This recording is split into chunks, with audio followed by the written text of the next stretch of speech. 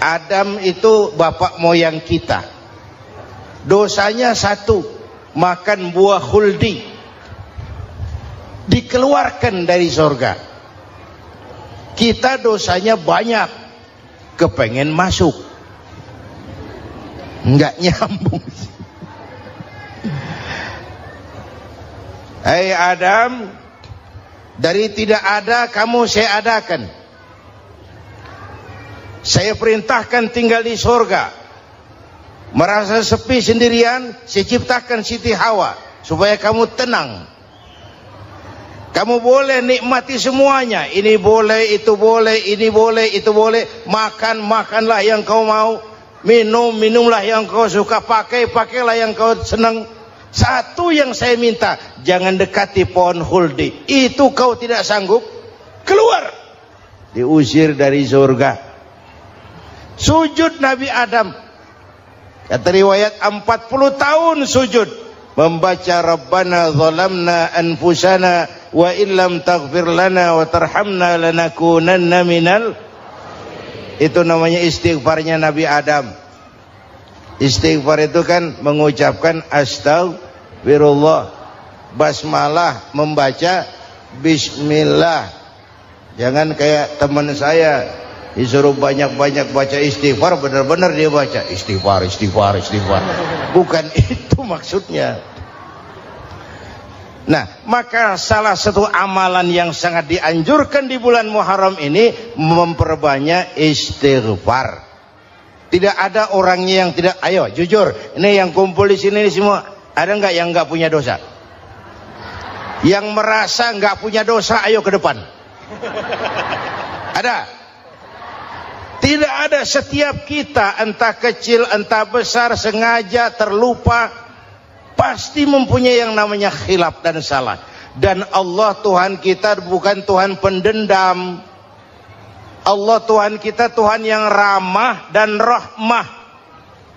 Manusia, dosamu banyak, tapi ampunanku lebih banyak.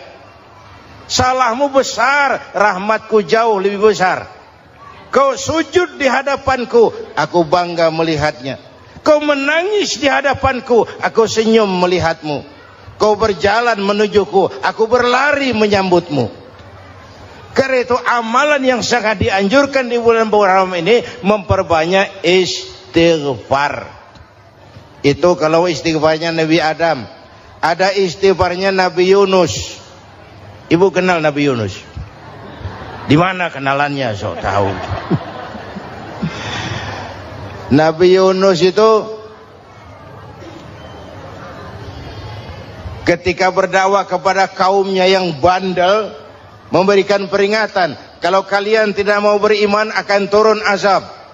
Kapan Yunus? Akan. Kenapa mesti akan? Sekarang aja kalau mau, saya tungguin. Kurang ajar betul ini umat.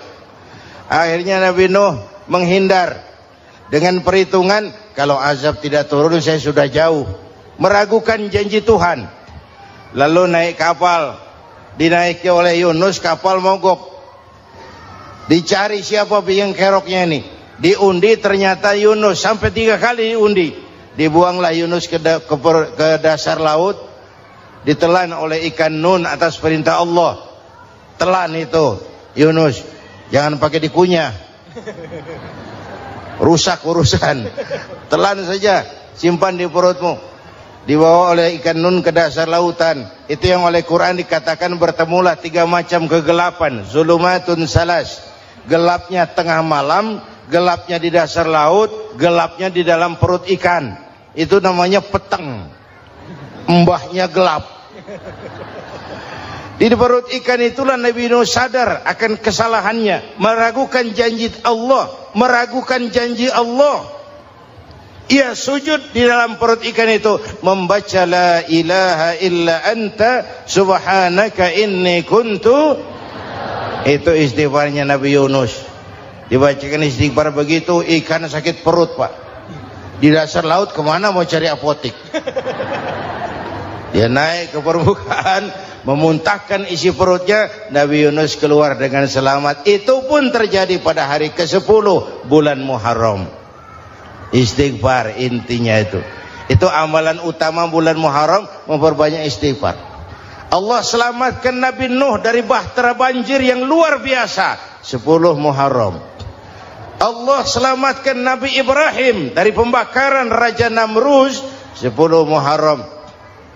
Setelah Nabi Ibrahim itu menghancurkan berhala-berhala, Abrahat pulang mau ibadah, lihat Tuhannya berantakan, marah besar. Siapa yang menghancurkan Tuhan-Tuhan kita ini? Ada yang lapor, kami lihat Ibrahim. Tangkap. Belum ada bukti, tangkap dulu yang penting, bukti belakangan. Tangkap. Wah, dikerahkanlah aparat, tangkap Nabi Ibrahim, disidang langsung oleh Abrahat, oleh Namrus maksud saya. Ibrahim, kau yang menghancurkan berhala-berhala kami ini, Tuhan-Tuhan kami. Siapa bilang? Ada yang lapor. Saya dengar enggak semua berhala itu hancur, ada yang paling besar. Angkat tangan, saya lihat ada kampak di tangannya. Barangkali yang besar itu iseng tuh, yang kecil-kecil dikampakin. Tanya aja sama dia, kamu gila? Kenapa? Masa kami disuruh nanya berhala? Nggak bisa jawab. Nggak bisa jawab. Lah kenapa disembah? Lebih gila mana sih? Tahu nggak bisa jawab kenapa disembah? Kurang ajar kamu Ibrahim. Bakar, dibakar. Ketika Ibrahim dilempar ke kobaran api yang menggunung, Allah perintah api, ya naru kuni bardan wa salaman ala Ibrahim. Hai api, dinginlah sampean. Api Madura waktu itu, Pak. Hai api, dinginlah sampean, selamatkan Ibrahim. Api tunduk kepada perintah Allah. Ibrahim masuk ke kobaran api, selembar rambut pun tidak terbakar. Kenapa? Apinya tunduk kepada perintah Allah. Kenapa? Karena Ibrahim orang yang takut kepada Allah. Api tunduk kepada perintah Allah. Kalau kita baca ayat itu, masuk ke api, mateng. Sudah hadirin yang saya muliakan, oleh karena itu selamatnya Ibrahim dari pembakaran Raja Namrus itu pun pada 10 Muharram, Yaumul Asyura, hari ke-10 dari bulan Muharram. Imedia.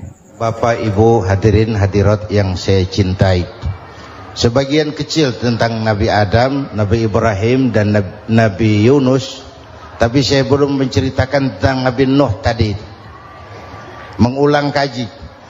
Nabi Nuh salah seorang rasul yang masuk ulul azmi, 5 besar. Karena memang perjuangannya menggambarkan satu usaha yang ulet dan luar biasa. Beliau diberi umur 950 tahun.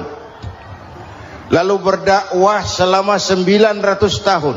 Sore, pagi, siang, malam, dapat pengikut tidak lebih 80 orang. Rata-rata 10 tahun satu. Kalau saya minta berhenti aja jadi nabi, Pak. Ustadz mana masih mau buka pesantren? 10 tahun buka pesantren, yang nyantri cuma satu. Pedagang mana yang masih mau dagang? 10 tahun dagang, yang beli satu. Pimpinan partai mana yang masih mau kampanye? 10 tahun buka partai, yang nyoblos satu. Bangkrut.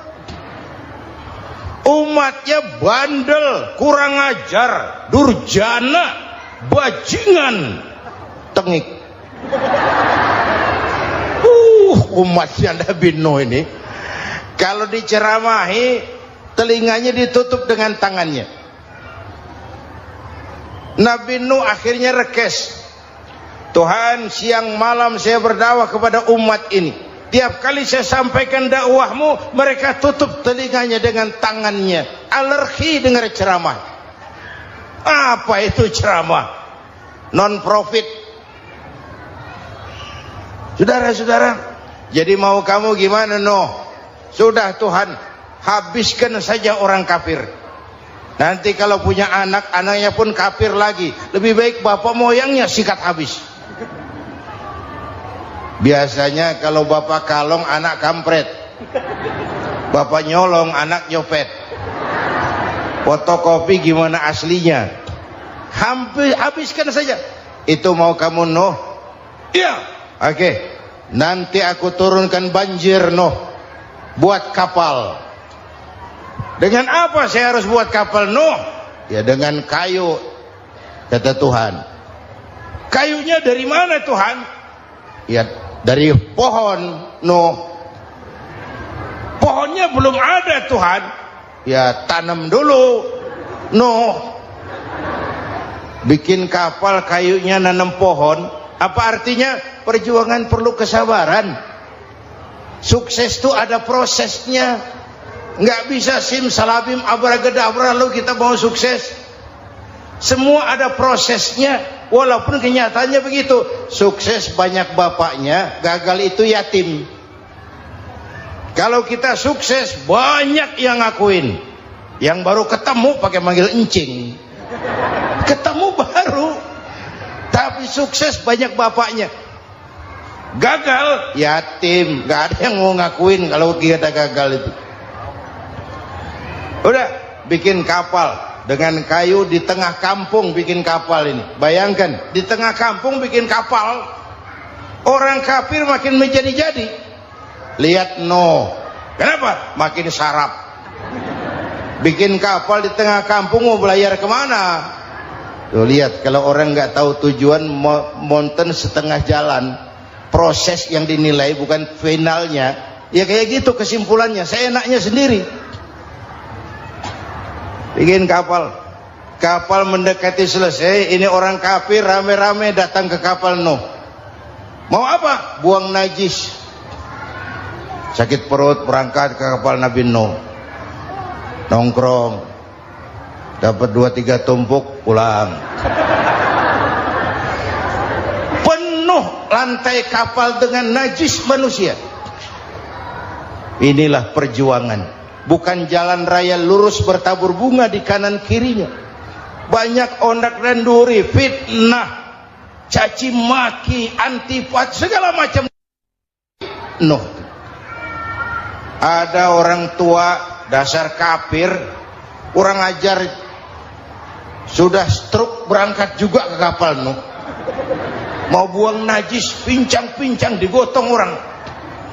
Selesai buang najis dia bangun mau pulang, pegangan tiang kapal terpeleset jatuh di atas tumpukan najis. Terjadi keajaiban, yang stroke-nya sembuh, lumpuhnya hilang, berangkat digotong-gotong pulang, jalan gagah sekali. Tapi orang pekampungnya heran, ente sudah sembuh? Sudah. Berobat di mana? Kok begitu paten? Di kapal Nuh. Masih banyak.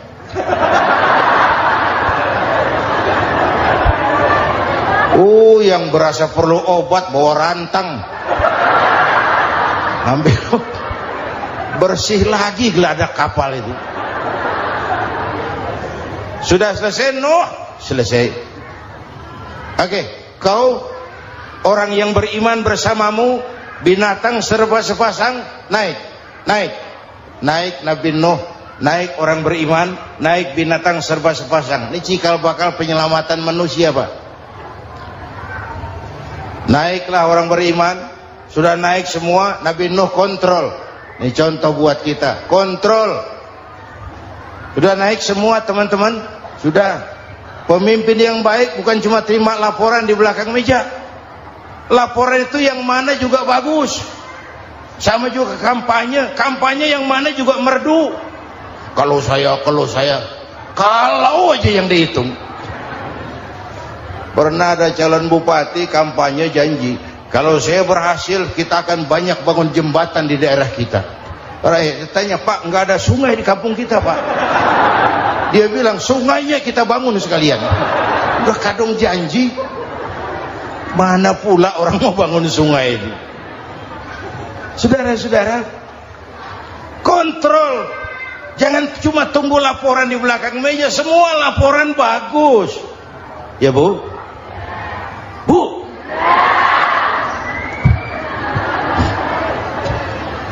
Nabi Nuh kontrol. Sudah naik semua? Sudah Nuh. Pulan bin Pulan naik Nuh. Paimin bintu Kijo. Naik, kami lihat naik. Ada orang Jawa juga Kiai? Ada. Sudah kontrol, Kanan anak saya ikut nggak naik kapal? Kami tidak lihat itu no. Kanan. Ini potret. Bapaknya aktif ke masjid, ibunya rajin ke majelis taklim, anaknya keleleran kemana-mana. Bukan di sini, di Prancis. Udah di sini insya Allah sama.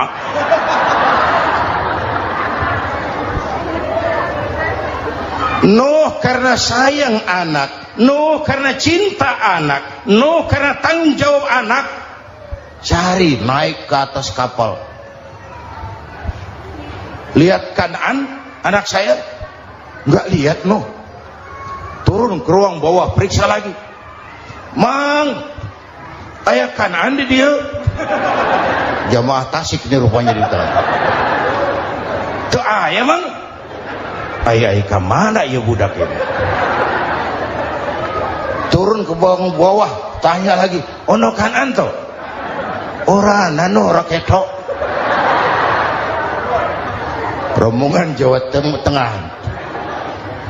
Naik ke atas buritan. Dari buritan kelihatan ternyata Kanaan tidak ikut naik kapal, kumpul di darat bersama orang kafir. Ini potret kita sekarang.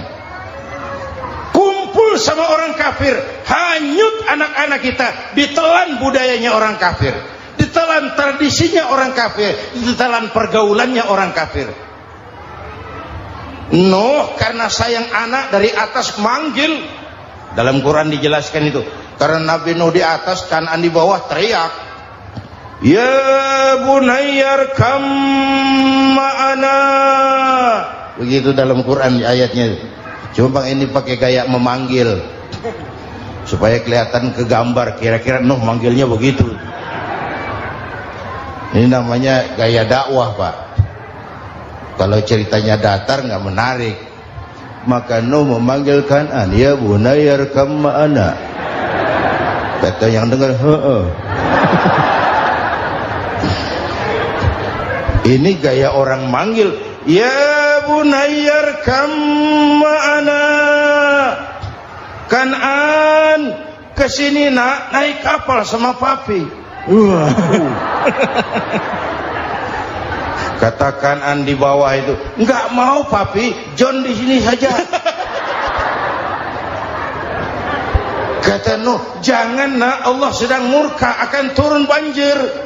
Kalau datang banjir papi, sa'awi ila jabalin ya'simuni minal ma', saya akan naik ke gunung tinggi yang bisa menyelamatkan saya dari banjir. Kanaan naik ke gunung, gunung dihantam banjir, Kanaan mati sampai sekarang. Yang kelima, Nabi Musa, kisah Muharramnya ini.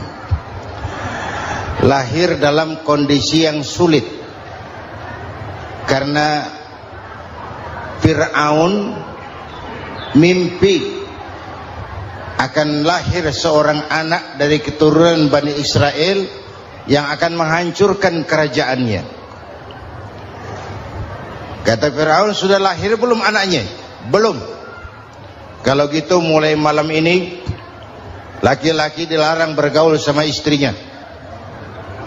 Semua perempuan hamil di bawah pengawasan negara. Mulai hari ini kalau lahir anak laki-laki terutama Bani Israel, penggal.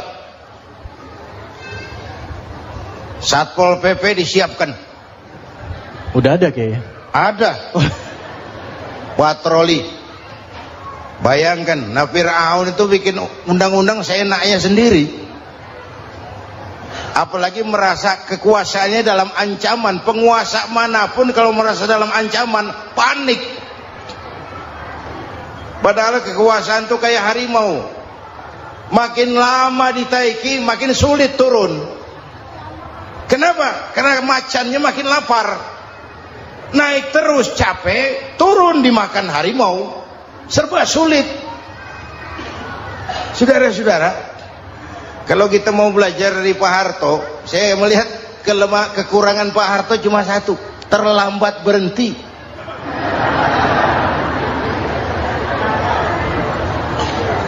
sambat berhenti. Di sekelilinginya banyak tukang-tukang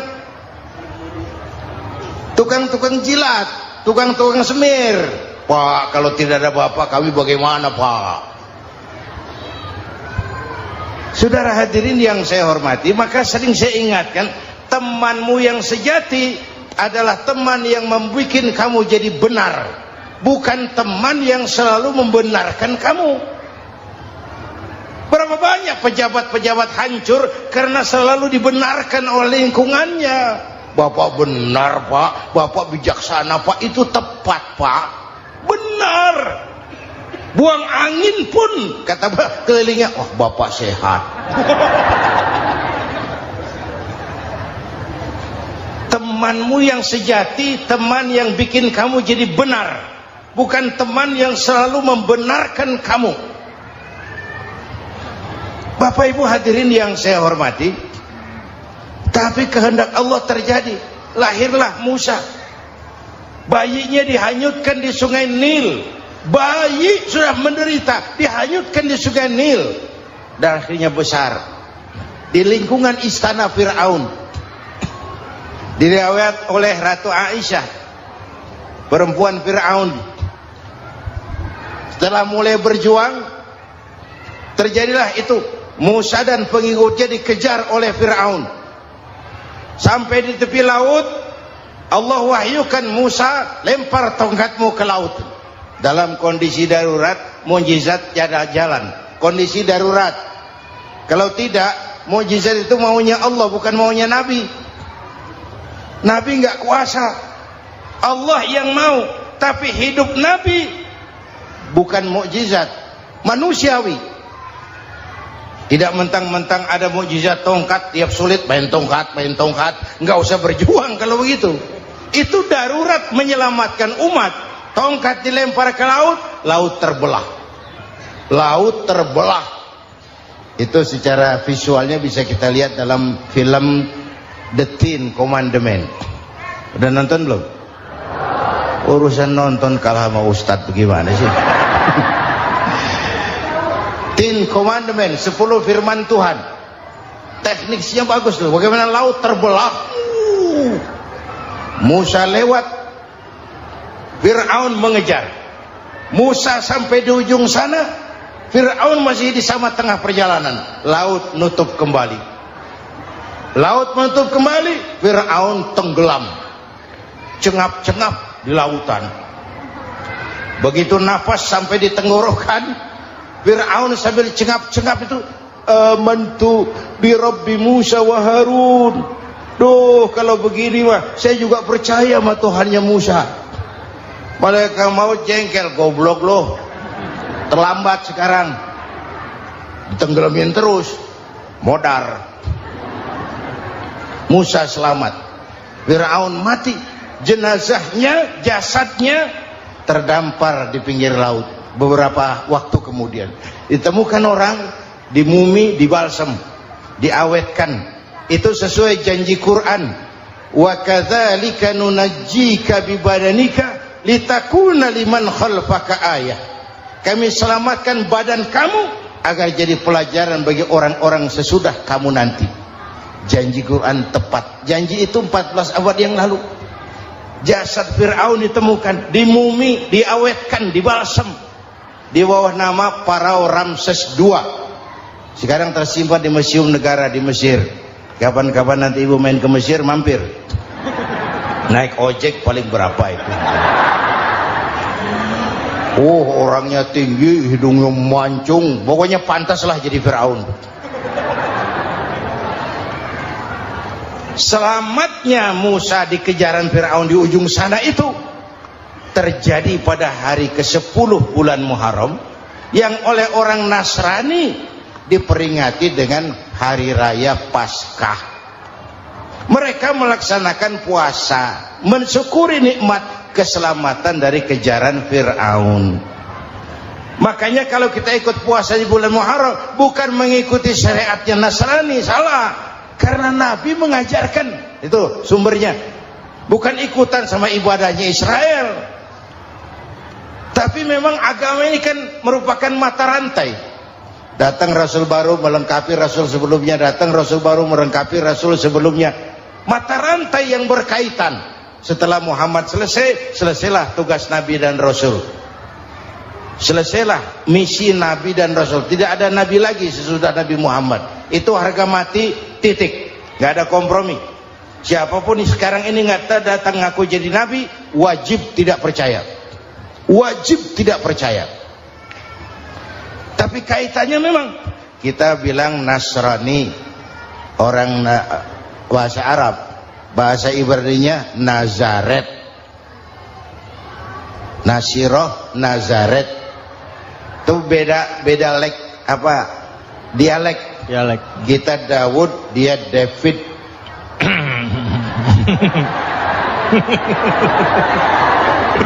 Ibrani. Kita Ali, dia Alek. Kita Sulaiman, dia Solomon. Kita Camat, dia Comot. Ini yang ngomong ini comot sembarang. Media. Bapak dan Ibu jamaah yang saya cintai, pertanyaan pertama, hijrah qalbiyah. Ada hijrah badaniyah, hijrah fisik yang dilakukan Nabi dan sahabat dari Mekah ke Madinah. Itu hijrah badaniyah. Ada hijrah qalbiyah, hijrah hati. Dan ini yang kita perlukan sekarang. Karena refleksinya akan membias kepada alur kehidupan. Kalau hati kita mau berhijrah, fisik akan ngikuti. Hijrah dari tempat, dari malas ibadah menjadi rajin ibadah. Hijrah dari maksiat kepada yang ma'ruf, dari berpecah belah menjadi bersatu. Hijrah seperti itu yang sangat kita perlukan. Apalagi masyarakat ini paternalistik. Kita harus hijrah mental sekarang ini. Maka yang disampaikan tadi benar. Seorang ketua MK siap mengundurkan diri kalau terbukti anak buahnya terlibat suap. Itu walaupun siap, tapi sudah angin segar buat rakyat. Bahwa masih ada banyak insya Allah pejabat kita yang punya harga diri. Walaupun ada juga pejabat kita yang muka tembok, kulit badak, kuping kebo. Muka tembok, kulit badak, kuping kebo. Biasanya kalau kereta api tabrakan di negara-negara maju, Menteri Perhubungannya mundur. Di kita petugas palang pintu dipecat. Jauh sekali menteri sama petugas palang pintu. Yang benar-benar diadili yang krocok-krocok, kopral-kopral itu. Padahal hadisnya jelas, ar-rashi wal murtashi finnar. Yang nyuap dan yang nerima suap, dua-duanya neraka. Kasus potret belakangan ini, yang nerima suap, yang di Uber, yang nyuap aman. Yang nyuap aman, yang korupsi pajak dikecil-kecilin, yang ngemplang pajak aman. Padahal ngemplang pajaknya triliunan. Padahal dia sudah dikasih fasilitas oleh negara mengelola sumber daya alam negara yang artinya milik rakyat. Dia harus bayar pajak, uang pajaknya dikumpulkan bagi sebesar-besar kemakmuran rakyat. Itu tindakan merugikan rakyat. Karena itu betul, saya setuju, hijrah qalbi yang perlu kita lakukan sekarang. Hijrah hati. Kita ini bangsa Indonesia, seperti timnas. Timnas sekarang anak-anak muda sudah berani pakai baju PSSI. Iya. Kenapa? Menang. Coba kalau kalah terus, nanti menang. Tapi bangsa Indonesia itu memang seperti timnas, namanya kesebelasan, 11 orang. Walaupun ada pemain bintang, ya ada presiden, gubernur, menteri, itu bintang-bintang. Tapi bintang baru ada artinya kalau dibantu 10 pemain yang lain. Cristiano Ronaldo, siapa itu? Penyerang tengah Real Madrid. Wah. Bintang. Lionel Messi. Siapa lagi? Barcelona. Bercelana.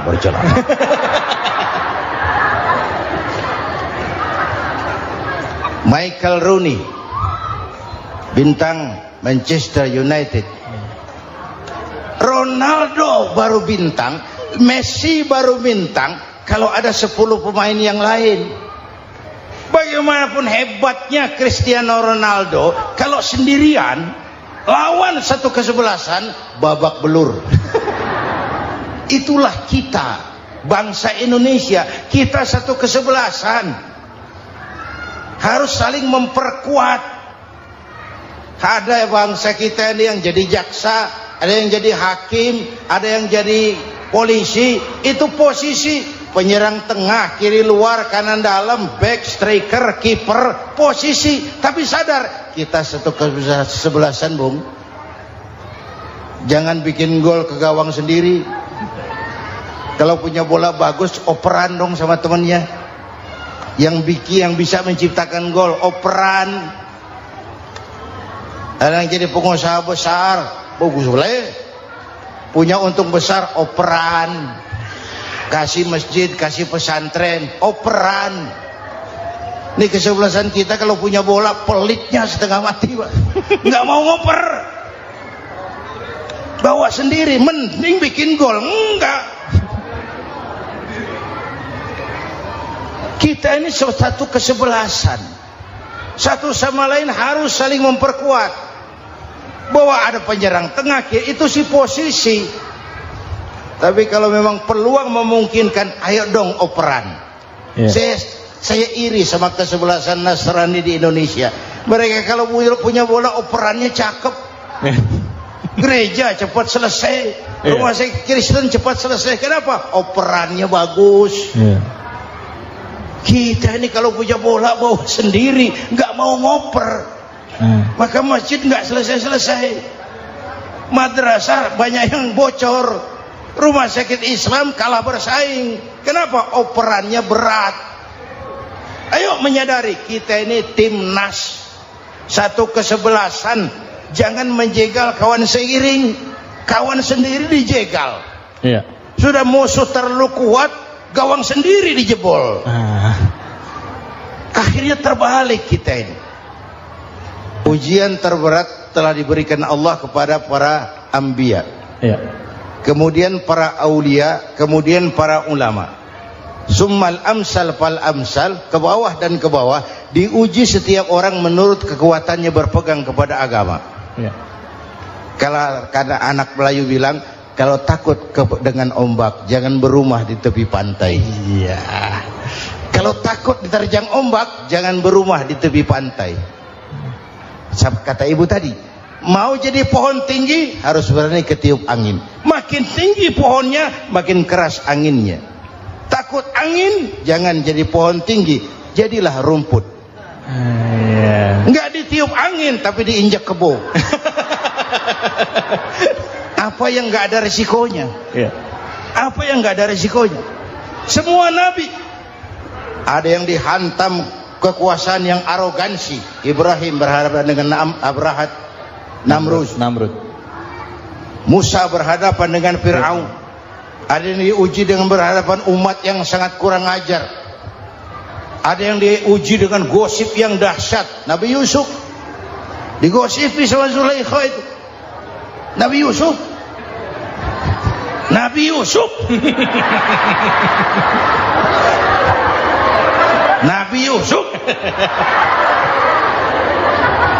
Yang namanya gosip itu kan menyebarkan keburukan orang. Kalau benar saja hukumnya ghibah. Kalau salah hukumnya fitnah. Fitnah lebih bahaya dari pembunuhan. Benarnya ghibah, salahnya fitnah. Saudara hadirin yang saya hormati, jadi resiko itu biasa. Tidak ada yang tanpa resiko. Kalau takut ombak, jangan berumah di tepi pantai. Tinggal bagaimana kita menyikapinya.